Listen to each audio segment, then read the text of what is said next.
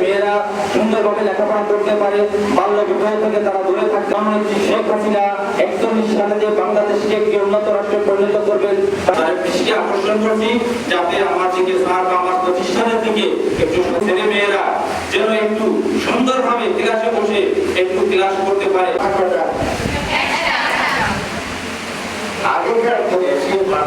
যাতে অত্যন্ত কৃতজ্ঞতা জানাচ্ছি। আমাদের আজকে প্রধান শিক্ষক জনাব মোহাম্মদ নজরুল ইসলাম মহোদয়, সভাপতি জনাব মোহাম্মদ ওকে স্বাগত করেছেন। আমরা তাদের কাছ থেকে অনেক কিছু শিখেছি। ইসলাম মহোদয়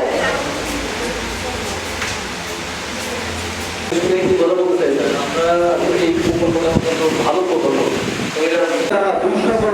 তারা এখান থেকে প্রণোদনা পাবে। সেভাবে আমাদের এই সংগঠনের সাথে আমি আরো আমার জেলা প্রশাসক মহোদয়কে জানাতে চাচ্ছি যে তাহলে আমরা কি করবো, সচেতন করবো, আমরা তোমাদেরকে কি করবো। নগদে 500 টাকা বা তার বেশি পেমেন্টে পেতে পারেন ঢাকায় জমিসহ 20 কোটি টাকার পুরস্কার। শিক্ষক মন্ডলী তোমরা কি আসলে কোনো সচেতন না? কিসে